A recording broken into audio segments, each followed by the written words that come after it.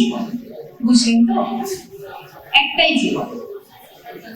একদিন সকালবেলা জানালাটা খুলে দেখবেন বয়স হয়ে গেছে, ব্যাস বেলা ফুরালো। দুদিন আগে দেখা মেহগুনি চারাটা কবে যেন বৃক্ষ হয়ে বৃদ্ধ হয়ে গেছে। কিছু মহিয়া নাই দেশ কাল পাত্রের ভেদ, আভেদ ধর্ম জাতি, সব দেশে সব কালে ঘরে ঘরে তিনি মানুষের জ্ঞানী। পূজারী দুয়ার খোলো, ক্ষুধার ঠাকুর দাঁড়ায় দুয়ারে, পূজার সময় হলো। বাঁধনে বাঁধিয়াছ ঘর কারিগর, ও কেমন বাঁধনে বাঁধিয়াছ ঘর কারিগর, ফাগুনের মাতাল ভরলর বর করে, ভরলর বর করে, ঘরলর বর করে রে আমার, ঘরলর বর করে। আমার বাবা মা কোনোদিন আমার স্বপ্নের পথে বাধা হয়ে দাঁড়াননি।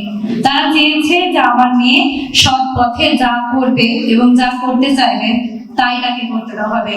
আমি ডাক্তার পেশাটি আমার পছন্দের পেশা, তাই জন্য আমি সেটাই বেছে নিই এবং কাজ শুরু করি।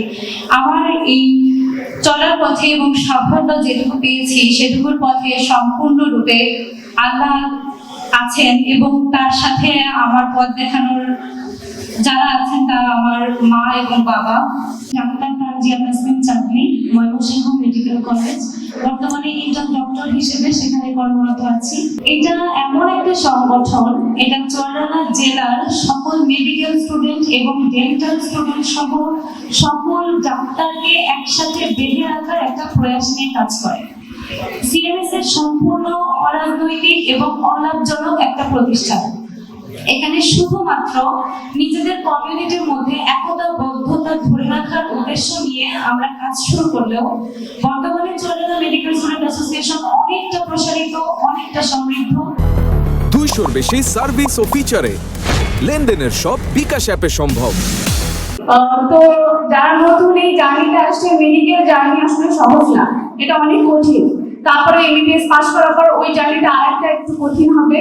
তো সবার উদ্দেশ্যে আমার একটা পরামর্শ থাকবে, সবাই একটু রেগুলারিটি থাকবে।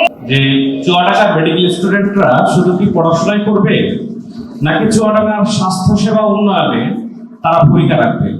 আমাদের অর্গানাইজেশন চায় যে চুয়াডাঙ্গার স্বাস্থ্য সেবা উন্নয়নে যতটুকু ভূমিকা রাখা যায় কিংবা কি রোল প্লে করা যায় সেটার জন্য আমরা প্রথমে আমি আসলে তোমাদের সবাইকে অভিনন্দন, এবং এখানে গার্জিয়ানও তো আছে মনে হয়, তাই না? আপনাদেরকেও অভিনন্দন।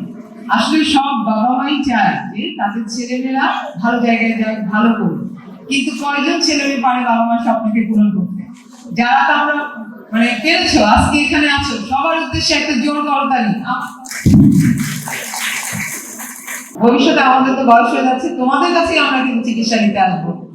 হয়তো দেখা যাবে যে আমরা তোমাদের এখন টিচার, ভবিষ্যতে তোমাদের কাছে গিয়ে আমরা শেষ জীবনে চিকিৎসা নিচ্ছি। কাজে তোমাদেরকে আমাদেরকে চিকিৎসা করার মতো, মানুষকে চিকিৎসা করার মতো এফিশিয়েন্ট হতে হবে। আমাদের স্বাস্থ্যমন্ত্রী, মাননীয় স্বাস্থ্যমন্ত্রী মহোদয় যথেষ্ট অ্যাক্টিভ, সেখানে আমরা নতুন করে আবার লিখব। আমাদের দুজন এমপি মহোদয় আছে, তাদেরকেও আমরা বলেছি, তারাও যোগাযোগ করবে। আমরা মনে হয় যে এটা পসিবল হয়ে যাবে। দ্বিতীয় কথা, যেটা নিরাপত্তার বিষয়, এইটাও কিন্তু আমাদের একটা বিরাট ইস্যু। এটাও মন্ত্রী মহোদয়ের কাছে একটি উপজেলাতে উপস্থাপন করা হয়েছিল, উনি এই সকল বিষয় দেখবেন। আমাদের প্রতিটা হসপিটালে আনসার নিয়োগের জন্য একটি কোড থাকে, তো সেইটা সৃজন করতে হয়। বর্তমান সরকার খুব সম্ভবত এটা অটো কোড সৃষ্টি করে দেবে, সেই ক্ষেত্রে আমরা আনসার নিয়োগ করতে পারবো সংশ্লিষ্ট উপজেলাগুলোতে। সেখানে কিছুটা নিরাপত্তা নিশ্চিত হবে বলে আমি মনে করি।